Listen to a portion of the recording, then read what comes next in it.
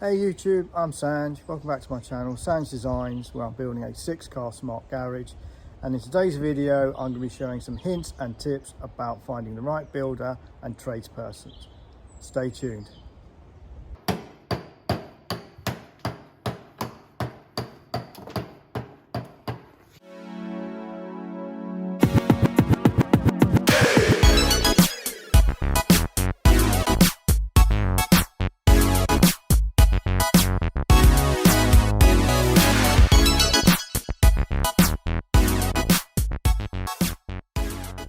Okay, so a couple of people have been in touch and asked about how do we go about finding the right builder. Now, you could be doing a small kitchen extension, you could be doing a big build, you could be doing a new home, you could be doing a dream garage like we're doing. So how do you go about finding the right builder? Because you hear a lot of horror stories about people, and builders particularly, taking the money, not doing a good job, leaving the client high and dry. And you obviously want to avoid that, not just from a financial perspective, but from a stress perspective as well. So yes, these things do happen. These are very rare, but there are a lot of professional, very, very good builders out there that want to do a good job, that will do a good job. So how do we navigate ourselves around to finding that right builder and tradespeople to hopefully do a successful build and to make your dreams come true? So step one, plan ahead. Don't assume that that builder will be starting next week or next month. They won't. Good builders are very busy. They'll have a lot of work on at the moment. So you need to plan probably 3, maybe 6 months ahead to find the right people and to make sure everything is ready to go. So in the meantime, make sure you've got your planning permission, make sure you've got your plans, your ideas, put all those forward, as well as your finances. So whilst your builder is starting to get ramped down on his last job and getting ready for yours, you'll be ready, and hopefully you'll have a nice smooth start and a smooth works that go on. Step 2, in terms of finding a builder, use your own network. So family, friends, have they had any building work done recently? And do they recommend the builder? Is the work to the sort of finish that you want? Was the builder reliable? Did he stick to his quote? So it's always worth using your family and friends. Also, do you know any tradespeople? So for example, my next door neighbor was a plumber, and he recommended an electrician, he recommended a carpenter, he recommended a tiler. So it's really useful to know any good tradespeople who might recommend or even say avoid this builder. So that gives you an idea about who might be available through a network. And also check locally. So there might be some building work going on nearby and you like the look of it. It seems to be of a good standard. So why not speak to the neighbor or speak to the person, find out a bit about the job, find out a bit about the builder. Has he done a good job? Is the finish, the quality to a good standard? And would that person recommend them? And that's a good way to go. And that saves you doing a lot of legwork. Okay. Step 3, check online. So before the days of the internet, you'd have to go to the local paper, you'd have to go to the yellow pages and find a local builder or builders, but that never gave you an indication of how good they were. So, you know, you could still avoid, or you could still end up having a cowboy builder if you just went down looking at a basic paper ad or a magazine ad. So there's a lot of really good websites out there at the moment that are verifying builders' quality and workmanship that I'd recommend that you had a look at. Now, the first are not-for-profit organisation. The first is buywithconfidence.gov.uk, and the second is trustedtraders.which.co.uk. So the first one is managed by Trading Standards, and obviously they verify and they check and they monitor the workmanship. And the second one is managed by Which, and exactly the same. If you want to be on their portal, if you want to be on their website, you have to sign up to a code of conduct. And if things go wrong, there's an independent complaints procedure and they can and will take action. So buywithconfidence.org.uk and trustedtraders.which.co.uk are 2 very good independent websites that I'd recommend. Another useful website that I've used a couple of times is the Federation of Master Builders, or fmb.org.uk. Now, here's an interesting thing. To be a builder, You don't really need qualifications, unlike an electrician or a plumber. There's no formal qualification, so anybody can call themselves a builder. But joining a professional membership like the Federation of Master Builders shows a level of quality, shows a level of experience, shows a level of decency and reliability. Look, like the other websites, you have to sign up to a code of conduct. So using that website, using those recommended builders through the FMB is a good way of actually looking at somebody that's professional and also has a code of conduct. And again, if there's a problem, there's peace of mind through an arbitration system, a quality system, and they will intervene. Now, there's also a couple of very good commercial websites that I've used, and you've probably heard of them. One of those is checkertrade.com and the other is mybuilder.com. So it's not just limited to builders. You can find other tradespeople like carpenters, electricians, tilers, plumbers. But like with all these other websites, you can actually provide feedback and you can look at feedback. So the feedbacks that they look at are things around reliability, courtesy, tidiness, quality of workmanship, and keeping to your quote. So it's always worth looking at those feedbacks. Do take some of them with a pinch of salt. But obviously the more feedback, probably the better the build is going to be. So I've used those a couple of times and I'd certainly recommend them going forward. Step 4, always meet the builders, okay? Now, once you've found maybe a couple of builders that you like the look of, or they seem to be of a good quality, then it's really important that you actually contact the builders and they come and look at the works, okay? And don't be afraid to contact 5 or 6. So for example, in the space of 3 weeks, I contacted 8 builders for this project. 5 bothered turning up and I got 3.5 quotes.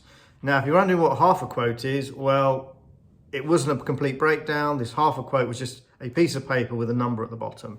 And that's not a proper quote. So you need to make sure when you get the quote that it is properly broken down.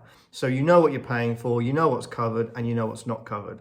So if there's any sort of problems, then at least you know what you need to do, and you need to ask that builder to verify that the job will be done in terms of its finish. Okay, so make sure you outline your expectations, your wants, your needs, and make sure the builder's aware of that, and that is covered under the quote. Now, the important thing is, step 5 is get at least 3 quotes. Now, I know it can be difficult, it can be time consuming, but you really need at least 3 quotes because the quotes can vary between hundreds of pounds to even thousands of pounds. Okay, so you need to make sure that you've got 3 quotes that you can compare. And don't necessarily think the cheapest quote is going to be the best quote or the most expensive quote is going to be the best quote. It may be somewhere in the middle, and it may be somebody that you like the builder, not got the cheapest quote, but the builder you serve to get a good rapport and relationship with. So, but make sure that quote is, as I said before, is broken down into its key elements and consider things like the like-for-like requirements of the job. But it should also include things like site security, removal of waste and materials, the finishing, anything along those lines. So that's something that you've got to expect from a good quality quote. So it all depends on how you want to pay your builder. Do you want to pay for a fixed price, as we've done, or do you want to pay for materials yourself, which is a good idea. You could save yourself money, but there's a lot more legwork. So it really depends on the type of job you've got, the time that you've got, and also working with your builder to agree what is fair and reasonable. But if you do decide to go in for your own materials, there are a lot of local independent merchants that will do you a good deal. They do good discounts. You can also shop online, but sometimes the cost of the courier service and the delivery can actually outweigh any sort of savings that you might have locally. So it's worth just shopping around. It's worth having that conversation with the builder, but make sure that price is agreed at the beginning. Step 6, before you appoint the builder, get references.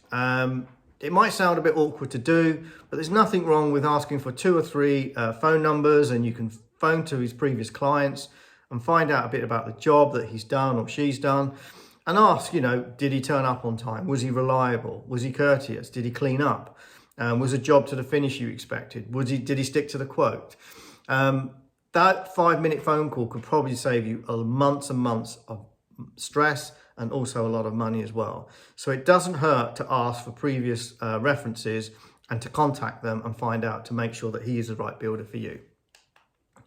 Step 7, it's really important that you have a contract. Don't assume that the quote is the same as a contract. It's not. A quote is just how much he's going to charge, whereas a contract outlines the responsibilities of each parties. So things like health and safety, security, insurance, guarantees, warranties, standard of work, all of that will be within his contract. So make sure you have a contract. Now that might sound daunting that you've got to write something yourself. You don't. As I mentioned, if you go onto the fmb.org.uk website, there is a template contract, which is in plain English that both parties will sign and agree to. And that will cover things like payment plans, type of work, some of the scope of works that needs to happen. And it is a really simple contract that you both agree and assign. And again, if something goes wrong, you can show you had a contract in place. And if you use one of these arbitration systems, that helps you to defend yourself if there was a problem. Step 8 is to agree a payment plan. Okay, so once you've set up your contract, once you've found your builder and you ask that builder to start work, you need to agree a payment plan. It's unlikely that he's going to ask you to pay for the job at the end. He will probably want stage payments, which is fair and reasonable. He will have bills, he will have overheads, he will have cash flow. So you need to agree what that payment plan is going to be at the beginning, because you don't want him to start work and him expecting to have money every week. That might not work for you, and you may not be comfortable with that if parts of those jobs haven't been finished.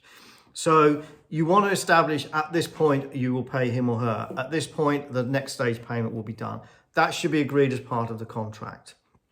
If he says he wants money up front as a deposit for materials and you've not worked with this builder before and you're not comfortable with that, simplest thing is ask for the invoice for the materials and pay for the materials yourself.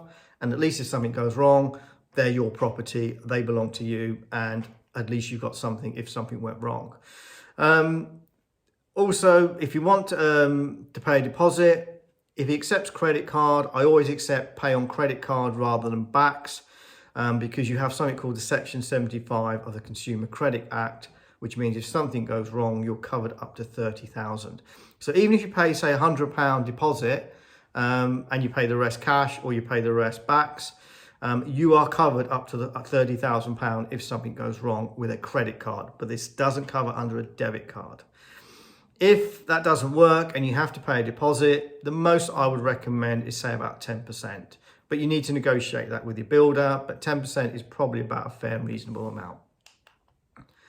Step 9 is to make sure you have proper insurance in place. The builder has proper insurance in place. So this isn't to cover for the work or the warranty, this is to cover what's called public liability.